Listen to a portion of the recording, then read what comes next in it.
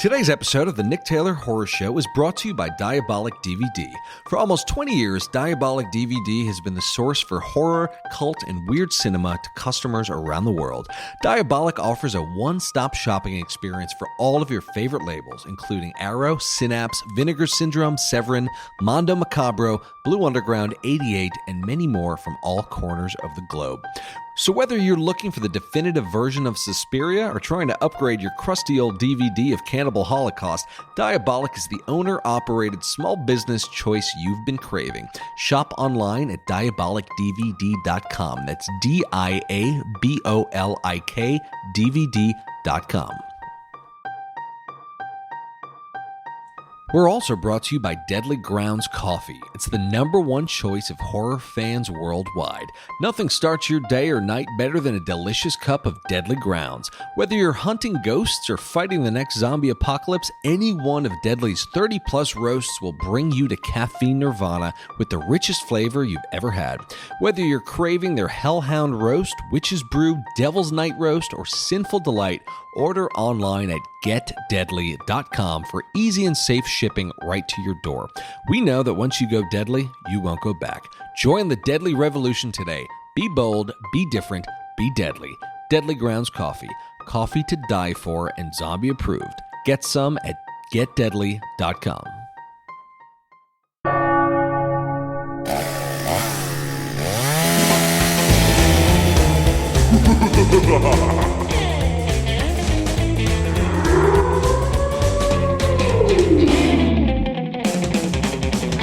Welcome to the Nick Taylor Horror Show.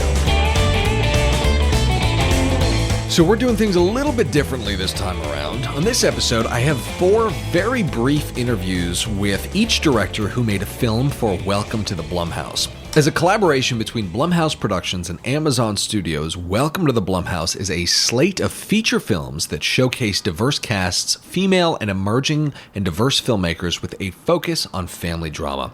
All 4 of the movies I'm discussing are currently streaming on Amazon Prime, so be sure to check them out there.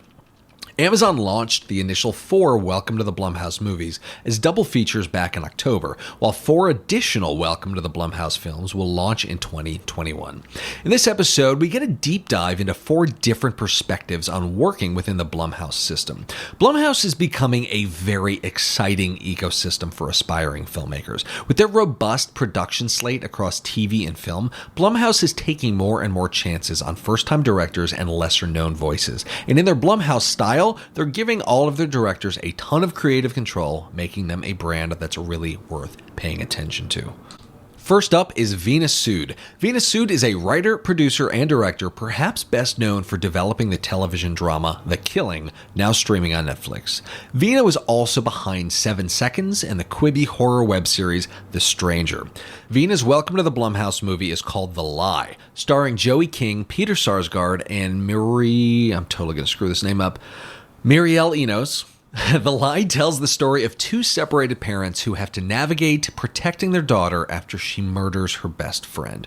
Veena is a TV industry veteran, and I'm probably not supposed to say this, but her movie was my favorite of the Welcome to the Blumhouse films, so definitely be sure to check out The Lie. Here, without further ado, is Veena Sud. Congratulations. The movie was really just startling and emotional and so compelling.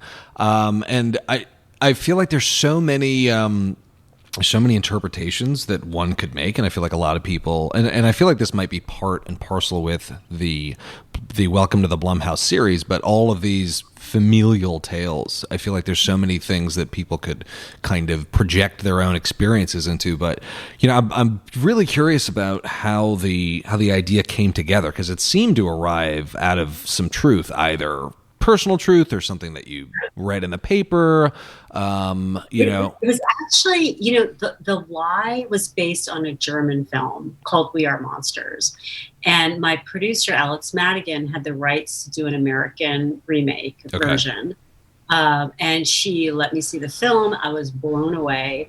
There are many different elements there are elements that I changed to make it an American film and to speak from kind of my feelings about the film. But that's where it started from, from Sebastian Coe's original. Okay. Interesting. But there seem to be so many very topically relevant elements to it. I mean, this idea of helicopter parenting and parents who were too involved in their kids' lives, and also just the kind of silent struggle of a lot of kids, bullying being a huge issue. I mean, it felt super topical and super duper relevant. I mean, was that a subconscious effort, the kind of collective unconscious, or was there like a real effort to make this a movie that really confronted these important elements of childhood, like bullying? I mean, I think that's right on. I think there was a subconscious collective element to, the helicopter parenting. It's interesting that you say that, because I had no conscious awareness that I was trying to do that. But what I do know is when you adapt something, at least when I do, the best adaptations always come from like walking in the shoes of the characters that then you have to create based off your experience or feelings from scratch. And so, that's how I did The Killing. That's how I did this. And it allowed me then to infuse it, even if I wasn't aware of it, with my experience or even my collective unconsciousness as an American, and living in a world of bullying of teenagers, and also, this helicopter parent stuff. Two things I was very conscious of, though, in creating it as an American story was making really, really clear that as difficult as it was to be in these parents' shoes, I wanted the audience to never be able to detour away from them. I wanted the experience for the audience member to be this insane roller coaster ride where you cannot get off the ride. There is no escape. Yeah. And the other thing I wanted to do that was a bit different from the German version, or quite different, is talk about the criminal justice system in terms as it relates to race. And when a brown man and a brown child are the victims of a crime, how too often they or he is perceived as the perpetrator because of the country we live in. So all of that kind of was brewing, as I was writing. And here we are, 2020. Yeah, I mean, it's kind of amazing as to what you spoke to about the sort of not trying to get too metaphysical here, but the kind of collective unconscious and unconsciously channeling real perceptions into your screenplay or into the development of a story or a screenplay without being so hyperly consciously, critical of it. And I feel like by doing that, you can put out something that is very resonant with a lot of people, and I feel like this movie is really going to be that way. But I feel, as a writer and as a story developer and director, is there any sort of process for kind of stepping out of your own way in terms of unleashing that part of your unconscious that lets you get in touch with this kind of work? Yeah, I mean, in my writer's room, we joke about it, and in a lot of writers' rooms, that the best ideas come on the way to the bathroom. Because then you're not thinking. You've given that part of your brain a rest, right? And unconscious can play. And so for me, usually when I start out in creating a story, writing a story, I'll just read. I'll just read things that are on the periphery of the idea. I will try really hard to meet people who've had the experience of the character, and just talk to them at length, randomly about random things, what they do, but also just random conversations. I'll try to be in their world for a while, because I find that the right. in and of itself creates the Petri dish, that then my unconscious can play in and have food from, versus just not knowing any facts. Or not knowing an experience at all, and just trying to weekly make it up. The real world actually gives me way more interesting ideas that I can come up with myself, so I take full advantage of that. Yeah, I feel like that's a major part of writing that a lot of writers might overlook. It's the importance of exposing themselves to these different things that can just food for thought enable their writing beyond a typical research fashion. I feel like a lot of writers, rightfully so, will have their writing minimums. Like I need 1,000 words, 2,000 words a day, which is super important. But what I don't feel enough writers talk about is the importance of getting out and kind of being in person and researching these things kind of in real time, so that they can kind of make their way into your conscious mind so that they can find their way on the paper, so it's fascinating to hear that the best ideas are on the way to the bathroom. and I also feel like half the time I don't know what I'm looking for, right? And what I think I'm looking for is probably a really bad idea. And so so sometimes I try to really create these giant spaces of time when I'm starting a project where I'm not doing anything, where I'm just going to go on a hike, or cook a meal, or so the thing that I'm looking for will tell me what it is, versus me. This is the story and this is the thing. And I don't want to dictate from that part of my brain. Sometimes things are going. So it is largely a process of discovery then. Totally. Yeah. That's interesting. And it sounds like that relates to your entire career from TV to now movies. And that's really cool. Yeah. Well, I'm really curious. I know we don't have a ton of time left, but I'm curious about what was, Blumhouse is, I think, a very fascinating studio in terms of how structurally they approach movies. It's usually high concept, low budget, forcing directors to be super resourceful. And the beauty of Blumhouse is they give directors final cut. So it's just pure, unadulterated visions.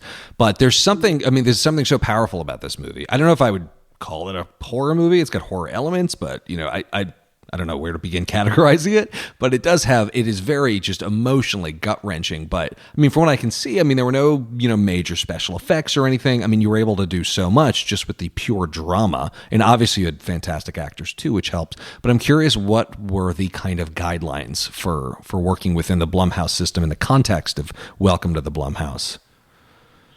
I think that's one of the incredible genius strokes of Jason, is that he gives you no parameters. He's just like, I like your script, go make the film. Here's a little bit of money. Just don't go over that budget. Just don't go over the budget is the one rule. That he gives his filmmakers. The only analogy I can think of is what it must have felt like to live in the 70s and make films for Roger Corman, Yeah. And all the great work and the greats that came out of that experience, because ultimately we're playing, and we're playing, in a world that so few people get to come in and try different things. And so I never felt at all like I was policed. I think there was an unusual amount of freedom. That's great. For me. Yeah. Yeah. And I feel like that's why Corman birthed so many great producers and directors and writers, because he gave them freedom and he allowed them to completely explore their own sensibility, which is pretty amazing. Well, I know we have to wrap up, but last question. You've had a pretty wonderful career. Wondering, were there any books or resources that really enabled you as a director, writer, producer, either in a business context or from a creative context? Creatively, Respecting Actors, Uta Hagen, an amazing book. I keep it very close to me and I go to it all the time. Oh, wow. I have it. I haven't read it yet. It's so worth it. It's so worth it as a writer, to read it, even if you don't direct actors ever, to know what the process is and to create, that intention is you write, that kind of what the underlying kind of map is that they're going to be following. And then there was an incredible, creatively Hitchcock, I like to do, the master. Great. Well, Veena, this is such a pleasure. Huge congratulations again. And thank you. Thank you so much for the conversation. Thank you.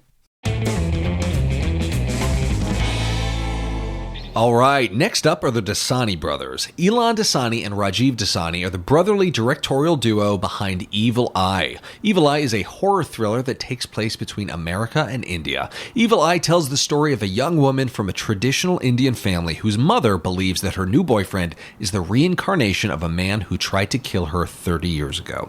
The movie delivers the scares while pulling on heartstrings and crafting a family drama that is both authentic and relatable while being very chilling all the while. We hear about the brothers' directorial origin stories, working within the Blumhouse system, and details about the making of Evil Eye. Here are the Dasani brothers.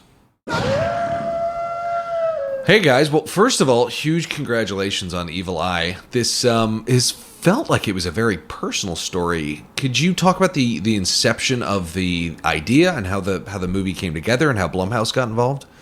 Sure, yeah. Interestingly, it is a very personal story, and we have a lot of personal relation to it. But we actually, so it was accepted by the writer Madhuri Shekhar. This is based on an audio play that she wrote, largely I think based on her relationship with her mother. And essentially, that audio play was found by Priyanka Chopra Jonas, and then I believe she and her company Purple Pebble brought it to Amazon and Blumhouse, and that's when we were involved. They had essentially assembled it as part of the Welcome to the Blumhouse package, and we as directors on it. And I think what we loved about it was we had never read something that combined Indian mythology and kind of like supernatural thrills and kind of family drama in quite this kind of way that really made them all sing so well together. And I think what our pitch on it as directors primarily was, the original play was all telephone calls. And so our pitch was, how do you make this cinematic? How do you make it visual, use visual storytelling? So like the underwater sequences, the kind of flashback sequences, many of that kind of stuff was kind of our additions and our thoughts on it. That's interesting. Yeah, I feel like there's so much wonderful Indian mythology. I lived in Bombay for about 6 months, so like I got a good heavy dose of just India in general. But yeah, I mean, it was all just very refreshingly new and different, but it also was extremely relatable. I feel like a lot of people, regardless of their family's background, can identify with that sort of a scenario, for sure. Okay. So what was the process like working with Blumhouse? I mean, I've always been very fascinated with them as a company, in terms of how Jason Blum approaches things, where it's, really low budgets, resourceful directors, but directors do get final cut, which, is wonderful. And I think that's why they're putting out such cutting edge, great stuff. So what was it like working with Blumhouse? Yeah, so they are an interesting company because they're sort of known for, you're right, for horror. They're known for low budget. They're known for, but when they say low budget, I mean, what we found out is what that really means is that they care about quality. Yeah. And they every dollar to be up on the page. I remember, a few years ago, I heard an interview with him where he's like, "What's your number one rule of filmmaking?" And he's like, "The number one rule is don't let the waiters talk."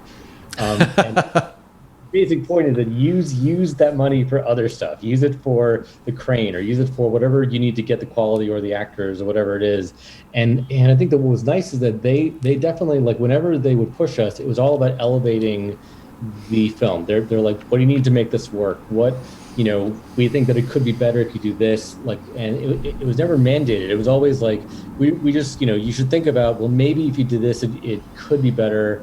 Which was nice. We were basically told, if you don't go over budget, you could basically do whatever you want. Right. Nice. Like kind of which was kind of freeing and stuff, because we have a background as producers as well. So we were very like, when we wanted an underwater sequence, when we wanted an Indian shoot, it was like, okay, these things aren't necessarily budgeted for. So they were like, let's figure out how we can essentially horse trade. And an example is that we sort of, is our DP pitched, and we then were like, it was a good idea to just shoot one camera, which is very rare and everything like this. And we're like, it will not cause us to go over time. Just trust us. And as long as that was okay, and we got our material, then it was fine. And it went great. And truly, I'll say one more thing about Blumhouse too, which is that I think something people don't always understand about them is that, like, when you do horror, there's a reason why so many horror directors end up doing well in other genres, because it's so primal, it's so specific to like nipping an audience. And I think what's great is they would often use that experience, like even like their experience as horror, like as a horror company, it's helped drama as well. Oh yeah. So. Yeah, and I feel like the best horror movies have real solid drama in them. I feel like some of the best ones are drama first and horror second. Like Hereditary is a primary example. Just that family drama, Sam Mendes level, like family, American Beauty, family level drama. Oh, and now we have supernatural stuff. Like, it's just such a wonderful combination, and you just care so much more. Relic was another great example of that. I don't know if you got to see that one, but yeah, and I mean your movie very, very similarly. Like, you established such a dramatic core, and then when the supernatural stuff started happening, I think it makes it work so much better, for sure. I mean, that's something that we really, I think that's how we see a lot of our work. We love genre stories, but we love genre stories that live in a very grounded, realistic, real sense. I mean, to us, genre stories are a vehicle to talk about real things. And it's just a way to be able to comment on something with depth, like domestic abuse and like this, but through a genre lens. So quote unquote fun to watch. It's also, a horror film is not scary unless you care about the characters. If you don't care if they live or die, it's not going to be scary. And so really empathy leads to fear. I mean, that's the reality. So. No, it's a really good quote. I'm definitely gonna steal that. I'll attribute it to you though. With the movie like this, I mean, on top of it being a really interesting story, it seemed like it did speak to some other larger kind of like there seemed to be some social messaging behind it. I wasn't quite able to decipher it yet. I just saw the movie yesterday. But were there any specific messages that you were attempting to get across in the movie? Yeah, I think the big one for there's a lot there, but the big one for us is that we saw the film being thematically primarily about domestic abuse and about kind of the cycle of violence that is basically come onto women, and especially the way that like manipulation of women happen by abusers. So I think it's like one of the kind of fascinating things is people often attribute abuse as like the guy in the wife beater, like hitting his wife, kind of thing. Right. But that's a very typical example. The kind of more and we actually did a lot of research into this, like speaking with advocates who work with abuse victims. That the reality is so much of it is gaslighting, is isolating, like financial manipulation.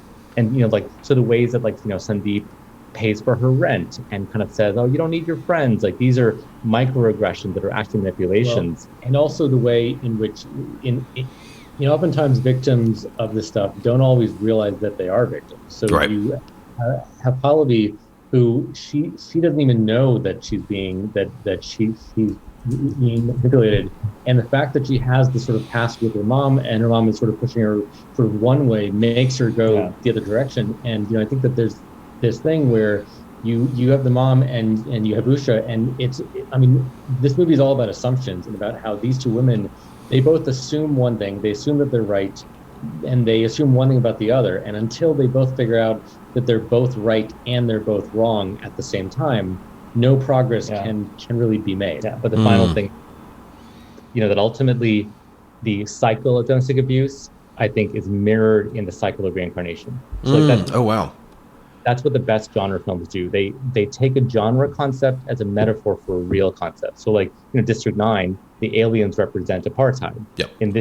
In our case, the Get Out, it's all about the metaphor. So in this case, I think using reincarnation as a metaphor for the cycle of abuse was probably the most clever thing about the script. It was just that connection was just what an amazing, simple metaphor to speak to it. You basically take what is conceptual and make it literal. So in Get Out, you have cultural appropriation becomes physical appropriation. In this case, violence becomes a literally reborn supernatural cycle. Yeah, exactly. So.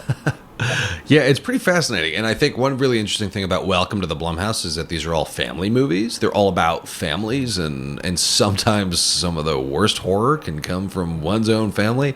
And this definitely seemed to echo certain themes of generational trauma and cycles of abuse and things like that. Was there any... I'm sure in certain cases there had to be a lot of family research done. Was there any... what was the overall research process like for just kind of getting into the family element of this movie? Well, I will say that we looked a lot to our own family, and our own in terms of kind of really understanding some of these dynamics. Our mom is very superstitious. She believes in the evil eye. She is very big into horoscopes. Whenever we dated anybody, she would ask us what's their sign, when were they born?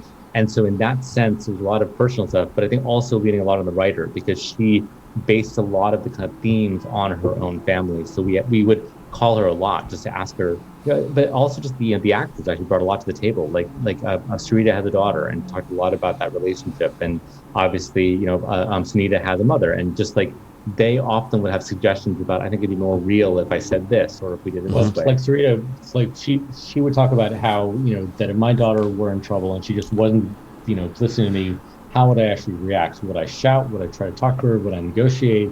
Would I just go and see her? And do I think it would actually help? Sometimes she would tell us there's situations when she thought she was helping. In fact, she was just making things worse, which is what this movie is full of. People trying to help and just making things worse. Yeah. Yeah. So you guys have a pretty interesting background. I mean, a lot of there's a lot that you guys have done in TV. You have your own VFX company. Can you talk a little bit about your background and kind of how you guys came into the film world?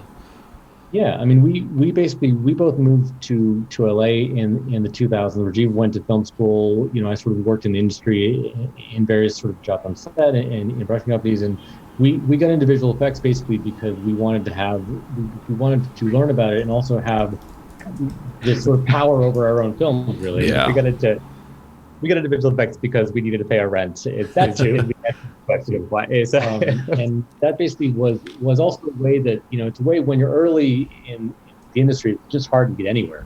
And Right. so to meet directors and to sort of to exercise your directorial instincts without having to directly apply to be a director, because that takes takes longer. What we essentially, because we had directorial instincts, that served us well in other mediums. So first, as VFX supervisors, people saw came to us because we could see it from a director's eye. Yeah. Then that led to us doing international producing and directing. So we ended up directing and producing units all over the world, in Hong Kong and Paris and Venezuela. And what we found is that led to learning how to sort of do crazy things, like operate in crazy locations and like places that are unusual, and knowing how to kind of like bring. Yeah, it really is something where that it just allowed us to avoid assumptions about how you're supposed to make movies. So Yeah, because they give the second unit the most complicated stuff. It's also it's something where, like, you know, on like sometimes you're told, oh, you can't go to Paris and just shoot plates or whatever, or you can't go and shoot for doubles, and sometimes you just have to ask, well, why not? Why? Well, I mean, why can't you do? To give an example, it's like, and that experience really helped in this film because, you know, just honestly, when we went into it and Blumhouse, and we said we'd like to shoot in India and we'd like to, you know, to have a shoot be done in India and shoot an underwater unit, they were like, no and no. I mean, they were great, but like, I mean, initially it was like, we're not budgeted for that. It's, you know, like, it's a lot. Those are very expensive things to do. And essentially we were like, okay, how much is it? Like, what is the actual budget? We ran the numbers, and then we're like, let's contact the producers we worked with in India. And we basically ran the numbers working with Blumhouse there. And it turned out to be $50,000 cheaper to basically shoot it in India versus shoot it in America and dress it out. And it was kind of like, oh, well, I guess you can do it. So you're going to be setting up the Blumhouse deli office next, I assume? But it was something where it's like, it was like, if we hadn't had the experience of having produced those kind of units in the past, we might have just sort of gone along with things. And I think our attitude is always, let's think outside the box to achieve the best storytelling. Yeah, and honestly, to Blumhouse's credit, you know, I mean, I was being a bit facetious. Like, they didn't say no. They were just like, I don't know if we could do that. Yeah. But we were like, we really need something. They were like, okay, let's figure it out. Like okay, let's try and figure out how we can maybe cut a day here or not do this. Mm-hmm. Great. So I think one really interesting element of Blumhouse, obviously, is when you're working with low budgets, you're forced to be very resourceful. And I mean, your movie does not look like a low budget movie. So what are some of the keys to making a low budget movie look like a really higher budget movie? Well, so it's interesting. So we have to give credit to so Yaron Levy, our DP, who we loved, is very used to doing this. And I think that one thing that even in reading about this is that you don't always need giant things to make something look good. Mm-hmm. And so, like, many of the scenes in this movie were shot with one light, with one softbox, or with a single, you know, China ball or whatever. Because so I think that a lot of times, a lot of filmmakers just think that they need all the toys to make things look expensive. That, and the second thing is also location, is that just find the right location, and a lot of your work is done for you. So you don't have to shoot everything and dress the shit out of it, or to dress the whatever out of it. You can just find a good a good spot with the camera, just skinny things down.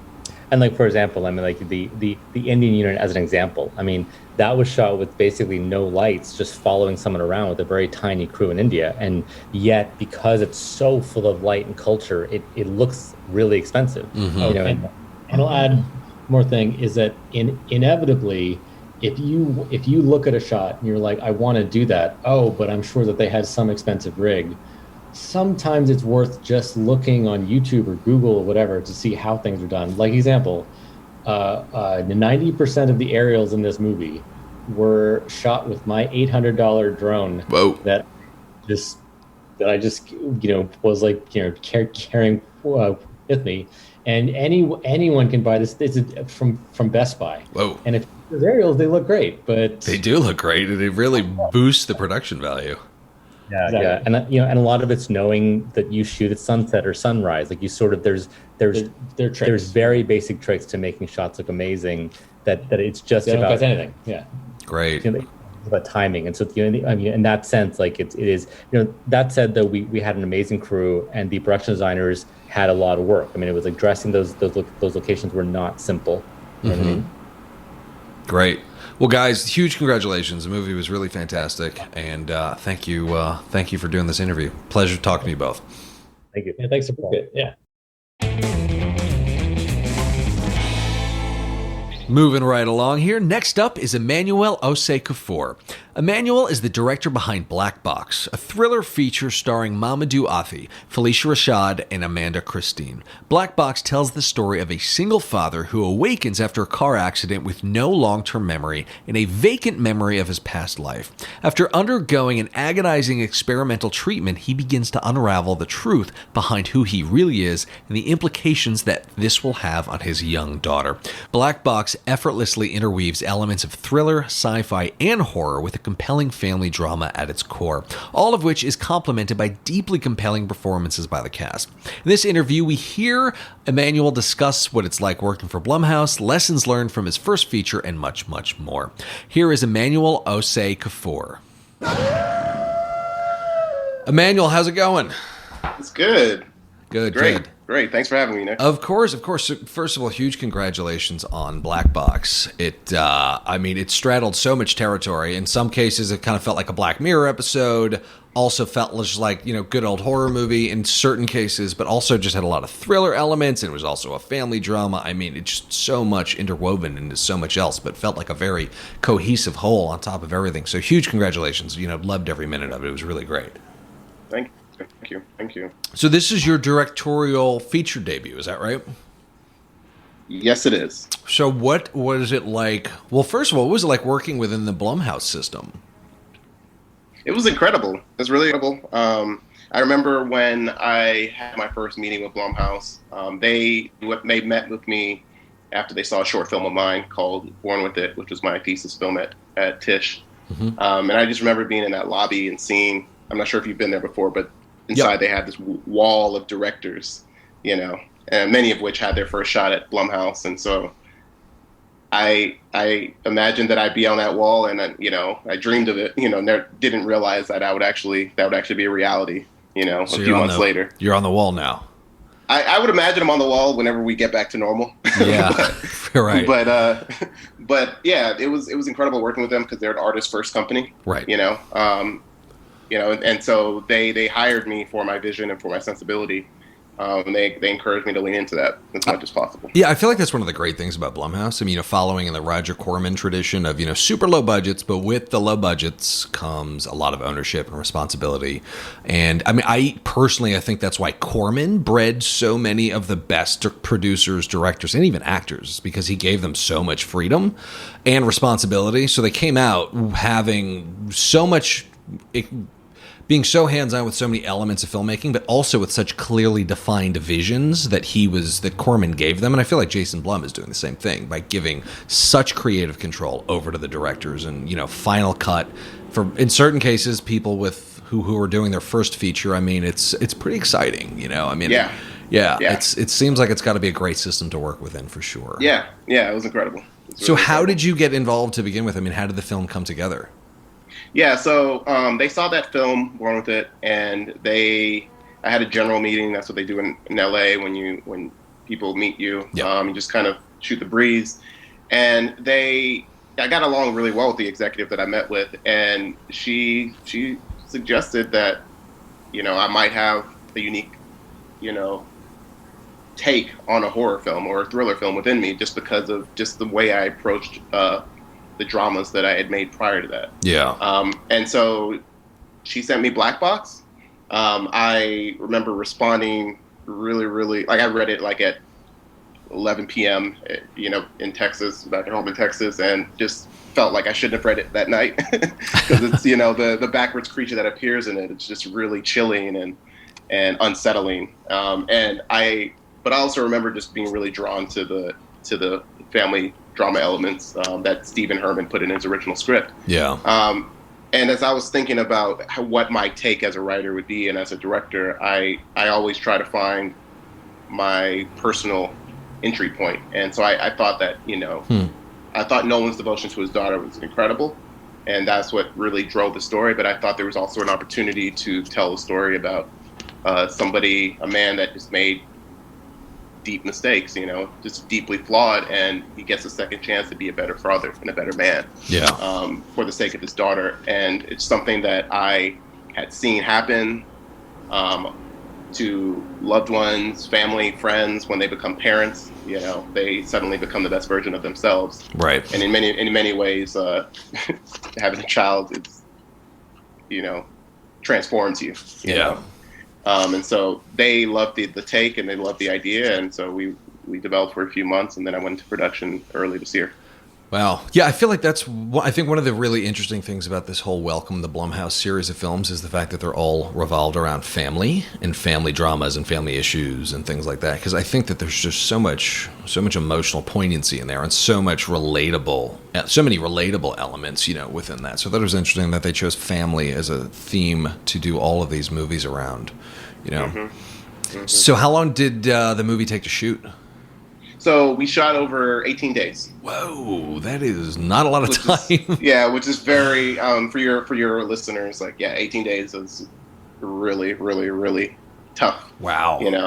Especially we were doing my script was an elevated character-driven sci-fi thriller. Mm-hmm. So you aren't just doing two, three people in a room. Right. Talking a very, very grounded story. There were worlds we were building. There's a lot of detail that was needed. So it was challenging. But I think that luckily I lived in Asia for a few years, and I was used to doing short films. All of my short films were really low budget, and it was all on my own dime or friends' dimes. And so just being able to prioritize the shots that were essential to maximizing the emotional impact of the film is something that I was used to. So that's kind of what guided me in getting the essentials and kind of getting us through days. So shorts were very formidable for you, just in being budget conscious and being really resourceful and, high production value on low budget, which, is the formula at Blumhouse. Yeah. I mean, I would say prioritizing, more than anything, because, at the end of the day, it's not just about getting every direction. It's about shooting the emotion, shooting relationships, and shooting character arcs. And that was really important to me, and I think it all adds up at the end because of that. Yeah. Well, I mean, considering how much emotional subject matter was in here, and you have characters going through so many different states and phases, a lot of high emotion was in there. Was there any sort of, strategic advice you'd have for other directors in working with actors, in getting them to those very, very emotional points in their performances? I think there's a few things. I think the one thing is you definitely cast for, I think directing is 50% casting. And I think if you cast the right person, then your movie's half done and you kind of just sit back and whatever. Right. But I'm partially kidding, but it's like a lot of your character comes to life in just who you choose. But I also think who you vibe with is also really important, because that relationship, that camaraderie, and that what's the word I'm looking for? That chemistry. Chemistry, that's the word. I lived in Japan too long, so I don't remember English anymore. But yeah, that chemistry is super important. I had it with Mr. Rashad, I had it with Mamadou, I had it with Amanda, Tosin, Charmaine, Donald, across the board. You could be great, but if we don't have chemistry, then it'll be hard for me to get the most vulnerable, the most truthful performances. You can, but it's great to be able to also have those conversations early on with every single one of these actors. Mamadou, we spoke for months before he got to set. Miss Rashad, we spoke on the phone numerous times in the weeks before she arrived, just scene by scene, trying to figure out, okay, what is the subtext here? Like, what should your arc be? This is what I think your arc should be, but what do you think about that? And just like having a conversation about that. Yeah. And because we liked each other, it was easy to have those conversations, and they trust you when you get to set as well. Yeah, I feel like that's such an important element of casting is casting for chemistry, as you were talking about, because the person you see in the audition room is not necessarily going to be the same person 2 weeks into shooting when set conditions are difficult and things are going south. They may or may not be the same person, and people who you immediately have that sort of, I suppose it's just like gut level chemistry with, that you intuitively feel you can work with. Through good times and bad times, because inevitably making a movie, things do go wrong, and if your cast starts to turn, then it is such a nightmare. So I think casting for chemistry, I feel like that's a huge insight. So it sounds like developing the story arcs and developing the characters, it sounds like you involved your actors in that very much, which from what I understand actors really love, and it makes them feel way more invested in the story. Was there any process for that? I mean, did you have your actors write up backstories, or was there any sort of story Bible, or was there any story Bible in the context of because you were doing world building, because this does have a big sci-fi element to it as well. I mean, was there any sort of scripture for this movie? No, actually, no. I think actually a big part of my casting was also just making sure the people that read it understood the story that I was trying to tell on a very fundamental level. Who the main character was. I mean, without spoiling the movie, like, whose journey is this that we're watching? Like, what are the rules? What is this? What could this film look like? But as far as like having those conversations, like, backstory is great, but and I think every great actor builds their own backstory. But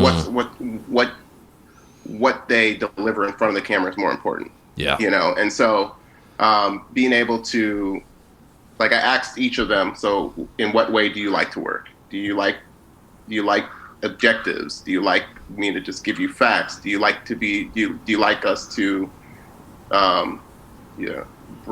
just speak intellectually and philosophically about what's really going on in the scene, and each actor was very, very different. And just knowing, so part of those conversations that I had, before we got to set wasn't just the character arcs and, the points of these scenes, but also like how they like to work. Yeah. Just knowing that helped me get through days quicker. Yeah, I feel like that's huge. I feel similar to how a teacher, like in a classroom, will have students that all learn in different ways. And if you're a teacher who teaches one way, you're not going to reach the entire class. Where similarly, if you're a director, you have actors who all prefer to work in different ways and prefer to act in different ways. And being able to be adaptable to all their different styles feels like it's the name of the game when it comes to directing, particularly a large cast. Yeah, but also to expand on what you were saying though, like or what you were asking initially, like the film is, I wanted it to feel grounded from the get-go. I didn't want it to feel, there are worlds, quote unquote, we're building. Like when you go into the black box, when you go into the safe room, when you go into his memories, those are obviously different worlds with different rules, but. At the heart of it, I wanted it to feel slice of life and grounded. And so, yeah, I mean, I talked to Mamadou about, how he acted in the real world while he was under versus how he was in the memories and, what his state of mind was in the real world after he got out of the hospital. But yeah, I didn't impose any kind of like Bible or anything. Right. Yeah, I mean, it did feel very grounded to me. And I personally love movies that are grounded but have like one sci-fi element or one horror element to it. I feel like it just makes it so much more believable. But I mean, that being said, there were some sci-fi elements to it. There were different, interesting locations, and clearly the majority of what Blumhouse does is very low budget. Were there any keys or strategies to having such a robustly developed world in a low budget film? Like any sort of lessons in resourcefulness for being able to pull off something like this? I think prep. Yeah. Prep. Prep is everything. I think. I think when you're working on an 18-day schedule, which also means that you have a very limited prep time as well. Mm-hmm. You can't be picky. You have to be very specific. Right.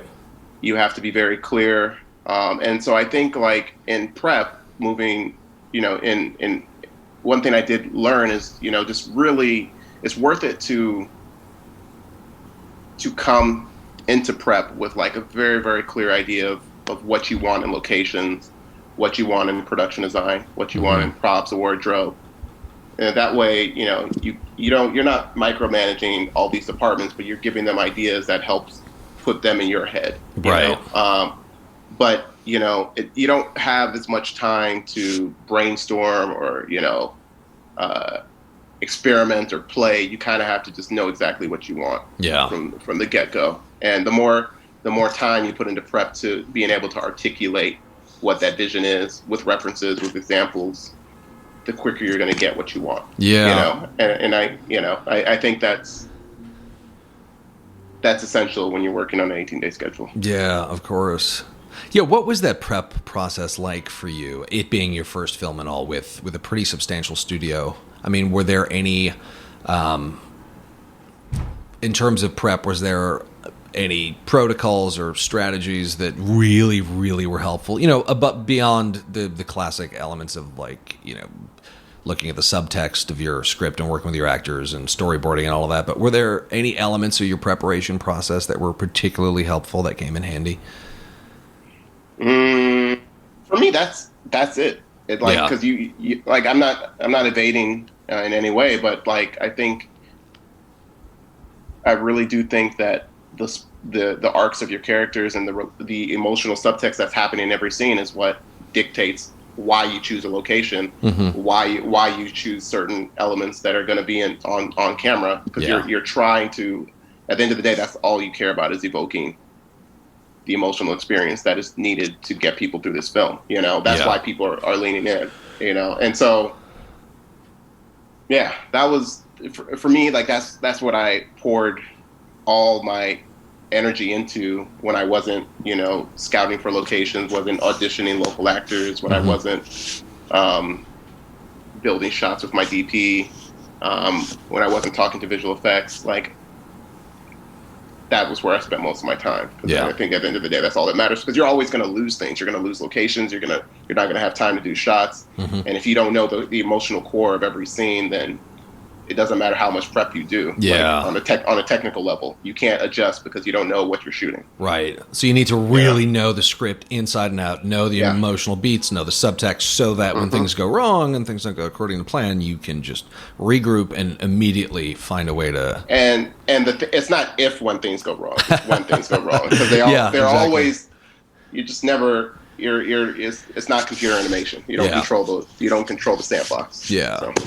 So I think one of the other interesting things about all the Welcome to the Blumhouse movies is, I mean, on top of being really interesting and unique stories, they all do have social messages behind them.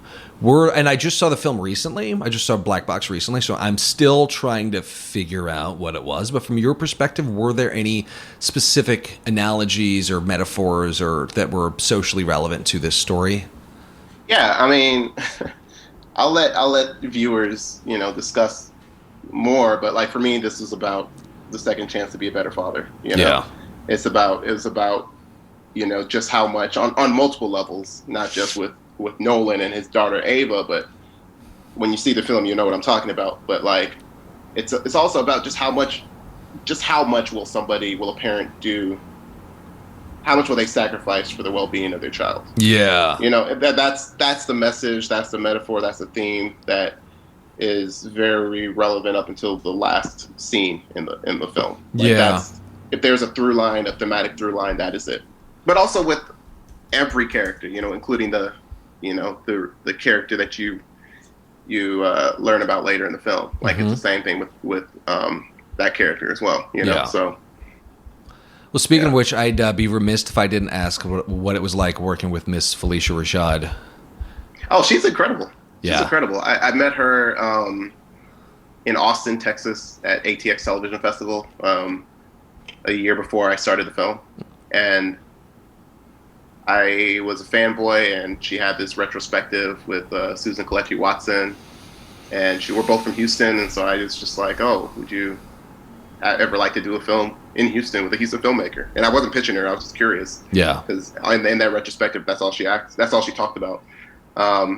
And so I was just really curious. And Jay Ellis, my one of the EPs on our film, he was like, yeah, like when we were looking to figure out who would play Lillian Brooks, I thought of Felicia Rashad, but I didn't think she would do it because she's America's mother. Yeah. She's been nominated for, multiple Emmys, won Tonys. I'm just like, why would she do my first feature?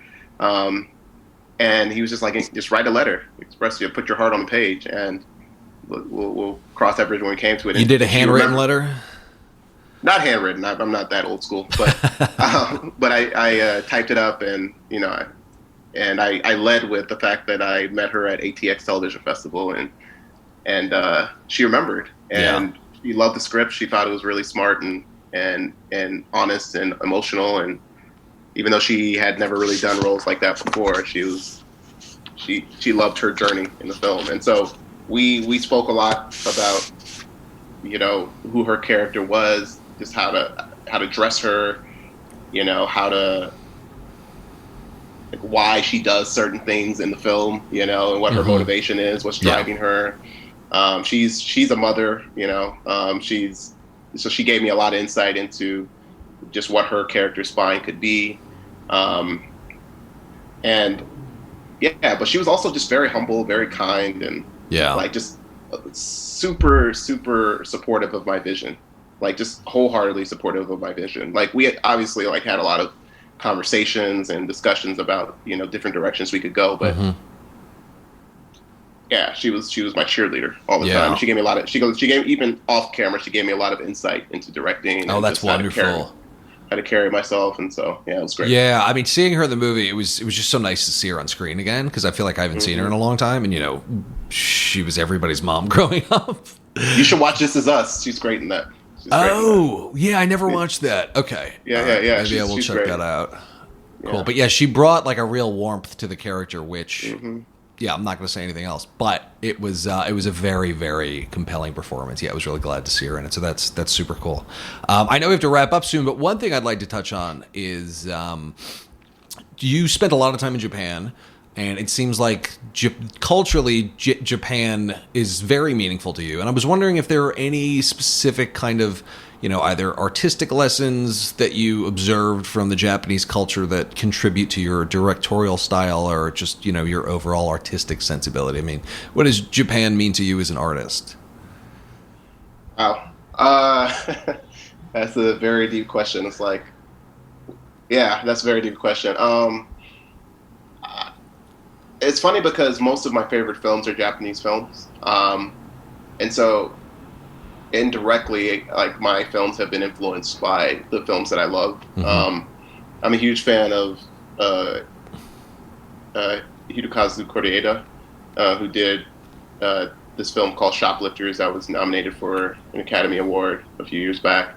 I think, did he win? Or I can't remember if he won, but it was a really, really powerful film that won awards at Cannes. And I'm also really, really influenced by Kiyoshi Kurosawa. Cure was one of my favorite films. Creep is incredible. And there's something about Japanese cinema and the filmmakers in Japan that they lean into silence to build tension, and they don't rely on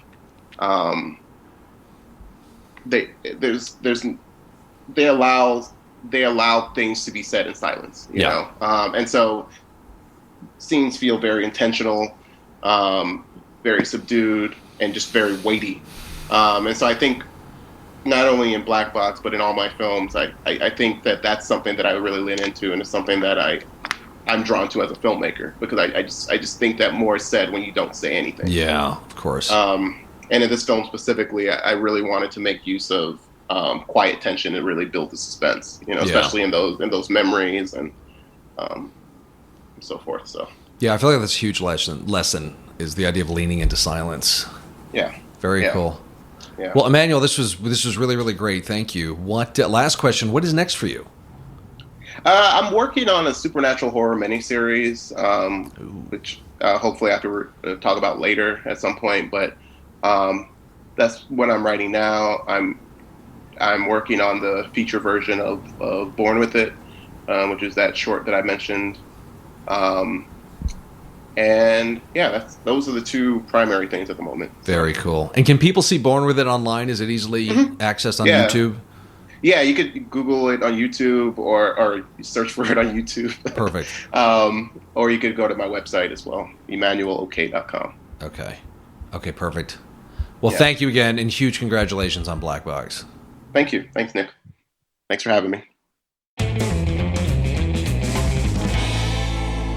Next up is Zoo Quirk. Zoo is a British writer and director. Her short films have played in festivals up and down the UK as well as internationally. Zoo's first feature, Nocturne, tells the story about the ruthlessly competitive world of classical musicians. Inside the halls of an elite arts academy, an incredibly gifted pianist makes a Faustian bargain to overtake her older sister. What could possibly go wrong? I enjoyed this conversation with Zoo a lot and think you will as well. Zoo, great to meet you, and huge congratulations on Nocturne. How has the reception been so far? It's been crazy, yeah. This is my first feature, so for me, just having something that you've worked on by yourself, alone in the writing process, and then with a small group of people in the production process, then to suddenly have thousands, even millions of people suddenly exposed to your work is kind of a crazy thing. But we've had some amazing feedback, and there's nothing nicer as an artist, than to have people react to your work and care about it. Yeah. What a privilege. That's got to be a great feeling, particularly for your first feature, and particularly because this feels like it's a very personal story to you. Is that accurate? Yes, it is. I grew up playing violin, classical violin, quite competitively. I was a very competitive teen. And I, in many ways, went through the processes that Juliet is going through at the start of this movie. Only instead of Juliet's choice to kind of pursue her wild fantasies, I decided and realized that I was neither talented nor hardworking enough to make it in classical music. So I dropped out at 18. Gotcha. And join the ranks of horror directing. Welcome. Yes. Thank you for having me. That's awesome. Yeah, I mean, just for watching it reminded me, it kind of felt like Whiplash meets Evil Dead by way of The Perfection. In a funny way. Wow. I'm happy to be compared to all of those movies. Awesome. But yeah, I mean, I feel like there is something very personal about that journey to becoming a musician, particularly.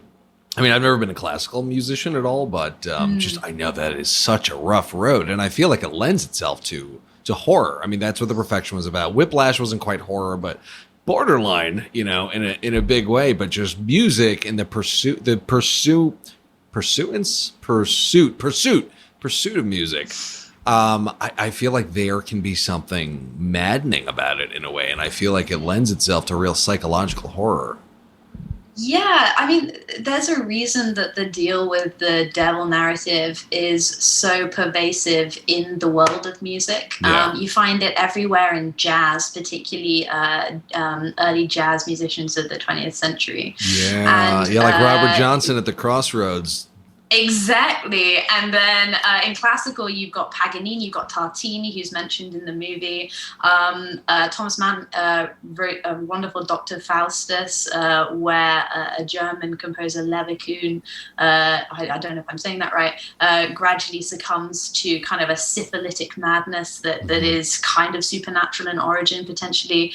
That's a great book. It's something that the music is often associated with. Yeah. So how did this movie come together? I mean, everything that Blumhouse has been putting out under the Welcome to the Blumhouse label is really, really fascinating stuff. But how did you get involved? So it's my understanding that the movies in Welcome to the Blumhouse came from all sorts of backgrounds and all sorts of places. But I got involved. It was a very, very quick process. So I wrote the movie about 2 or 3 years ago, and I was developing it over in the UK. And then early in 2019, well, maybe around May-ish, Blumhouse and Amazon approached me, and apparently they've had the script and read it, and they just asked if I want to make it under this banner as part of this slate of diverse movies. And I go, well, can I? That sounds amazing. And from there, it was just a kind of whirlwind. We developed the script for a few weeks. Then we were almost immediately in pre-production. We had 4 weeks of pre-production, only 20 days to shoot. So it was definitely a very tight shoot. And then post, and it all happened within about 6 months. Wow, that's so cool. And I keep hearing that about Blumhouse. Normally, when you get a movie deal, it's like they waited around for 4 months to read the script, and then they did, and then we didn't start shooting for 2 years. And Blumhouse is like, yep, they got the script, they like it, we're filming in a month, and we wrapped in they work 3 weeks. very quick. Yeah. It's super cool. It's so smart as a company for them to be able to work that quick, because they can get so many more voices out there, get some more stories. And there seems to be something about the magic of filmmaking under circumstances where you have to make quick decisions and you don't have higher budgets, and you're kind of forced to be resourceful and forced to really rely on strong performances instead of things like, special effects and, big, large budgets. And I feel like it's a formula that's causing them to put out a lot of great stuff for sure. Yeah, I think definitely it was a production process where we had to think about time and budget constantly. I think all films to a certain extent are like that, but maybe this one particularly. But that's kind of great as a filmmaker. If you know the constraints you're operating within, you can kind of it kind of frees you up to solve problems in creative ways. There were definitely days where everything went wrong and we just didn't have the resources that a bigger production would to patch over those holes. And at that point, you just have to think creatively, and you have to think, what is the core of this story, and how do I get the core elements of this scene across? Even if I don't get, the Warner that I wanted, even if I don't get the lighting to quite look right in my eyes, or our DOP. Carmen's eyes, how can we still achieve the essential effects that we need from this scene? And low budget is all about that. Yeah, I feel like it's such an important part of filmmaking. Even when you kind of graduate to higher budgets, having a background in low budgets forces you to be resourceful, which it seems like is one of the most important directorial skills, is to just be able to, on a dime, just switch your plans and figure out something that does work, because your best laid plans, when the cameras roll, rarely they will go airy. Rarely actually happen. Well, that's awesome. So what was it like working within the Blumhouse system? It was kind of great. They gave us a lot of freedom. There was definitely there are a few mandates, specifically within the slate, particularly. They they make thrillers, they make horrors, and you want to fit within the Blumhouse stable to a certain extent. But that was only to I think that was only to the betterment of the movie, that we pushed that way. And it kind of worked for Nocturne to delve into, I wouldn't call it a horror movie, I'd call it kind of a psychodrama. It's fundamentally not that scary. Don't watch it for your fright night. But it is unsettling, and it's meant to be. It's meant to kind of put the audience off kilter, and Blumhouse really embraced that. The other great thing I would say is this slate of movies is diversity is a huge part of it. All of the films are written or directed someone of a diverse background, and yet Blumhouse never presented my movie to me as a pigeonhole movie, as a YA movie, as a soft movie, as a movie for women. They never talked about it in those terms. They just let the story be what it was. And I don't think about my scripts in those terms, and I certainly didn't think about Nocturne like that. So I was grateful to them for not kind of boxing it up. Yeah. One of the really interesting things I thought, I noticed about the movie was sonically, you made some really interesting sound choices. I mean, there was that kind of, I don't know if it was kind of, there was that one pervasive sound that kept happening, and it was a little bit different every single time, which I thought was really, really interesting. Could you talk about your approach to the sound design of the movie? Considering that it was about music, sound would be really important, but there's a lot of unsettling sounds in there. Yeah, well, it's funny. The sound design process was a little bit atypical because COVID hit and the lockdown hit in LA just as we were going into the sound design process.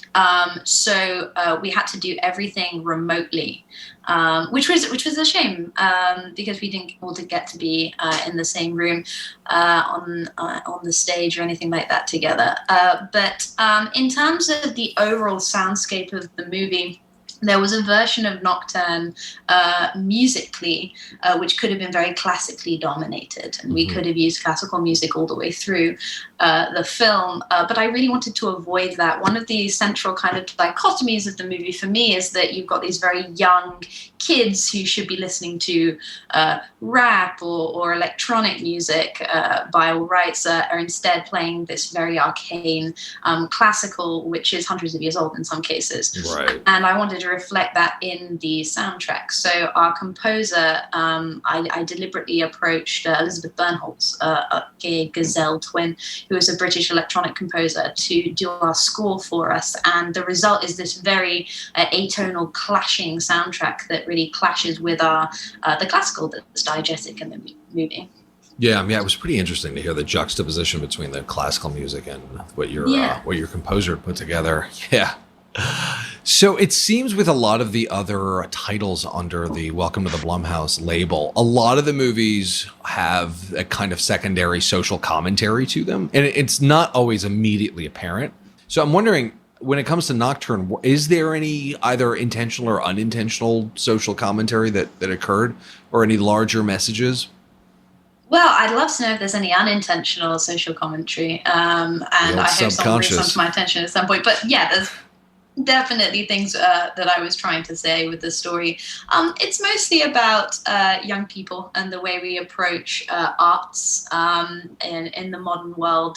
I think there is a narrative that is fed to young people from a very young age that you can do whatever you want in life and that all dreams are attainable. And to an extent, that's obviously true, but in Juliet's case, she's hitting the age of 18 and she's realizing that she maybe won't achieve her fantasies, at least not in the way that she's always dreamed. And most people at that point kind of go through an evolution, and it's part of growing up, where you begin to marry your childhood fantasies with the realities of adult life, and usually discover something that will make you happy as opposed to something that will drive you up the wall. But in Juliet's case, she kind of clings onto that childhood fantasy. And I think sometimes in the arts we do cling, and it's not always to our psychological benefit to do so. Art is it's a many-flavored beast. And it's not as simple as you're led to believe when you're young. No, definitely not. Yeah.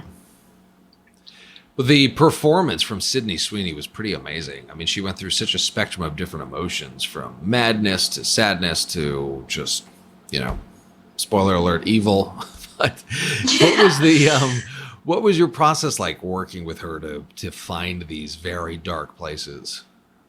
Yeah, I was really excited to see Sydney in this role. She's an incredibly talented performer, as is Madison, who plays V opposite her. And I was excited to see both of these women play roles that maybe were more morally questionable than roles they played in the past. They both worked extensively, but I feel as though both V and Juliet do bad things in this movie. And I find that interesting. I find that more interesting than Mary Sue's or traditional scream queens who always seem to be on the side of good. Our process, I always like to start by just sitting down and talking about the material. Sydney and I went through every scene in the movie, and we just basically tracked Juliet's journey. We talked about base Juliet and other Juliet. She kind of has this journey that moves between the two of them. And we kind of reflect that with the cinematography and our use of color a little bit as well. And Carmen and I worked together to kind of use visuals to reflect Juliet's internal world as much as Sydney was reflecting it on her face. Sydney also has this thing she does with all of her roles. She creates a book. She's very about her book, and she kind of invents and comes up with her character's entire history. And it's a very helpful thing to do, because as a director, especially as a writer, for an actor to come to you and present you with an entire history for your character, entire background that you didn't even put in the script for them, it opens up possibilities within the character and characterization that you maybe hadn't considered before. So a lot of it came from Sydney herself as well. That's great. I feel like that's a dream as a director, to have an actor who's that eager to dive into backstory and write an entire book about it. Exactly. That's great. So where did you guys shoot? We shot in LA. Okay. It was all shot in LA. Yeah. Nice. And how long was the shoot? 20 days. Okay. Yes, 20 days. It was definitely a tight fit. Yeah. And I think, we obviously had to prepare for that. So the script was really stripped down to bare bones even before we started shooting. And then we obviously had to lose more stuff along the way. It comes in at just under 90 minutes. And I think that's basically all you can do with a schedule like that.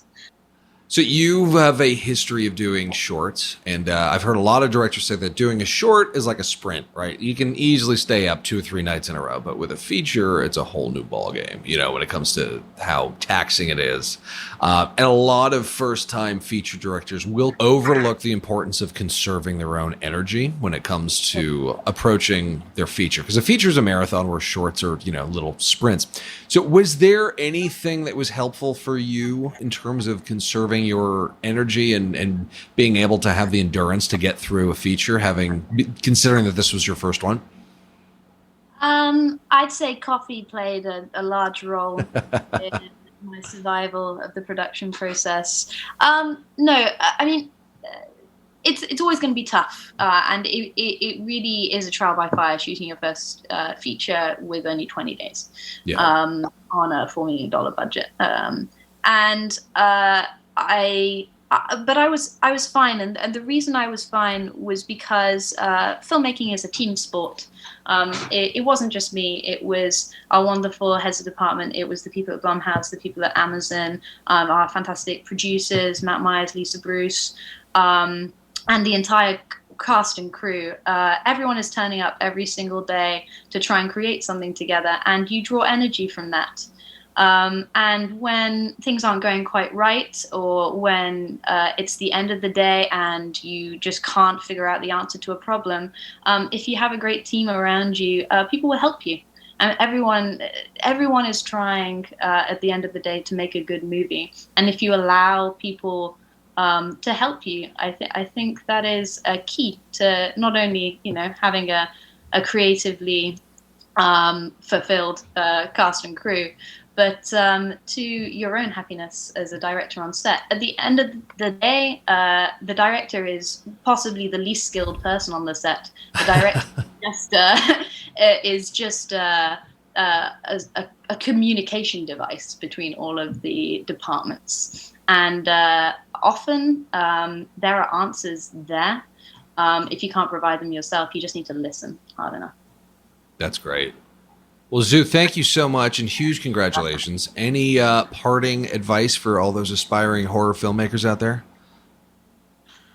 Just thank everyone. We're so lucky to do what we do. I was very lucky with this project, and it's easy to forget to be grateful, but we must never forget how lucky we are to do this. I feel like that's huge, huge. Thank you again.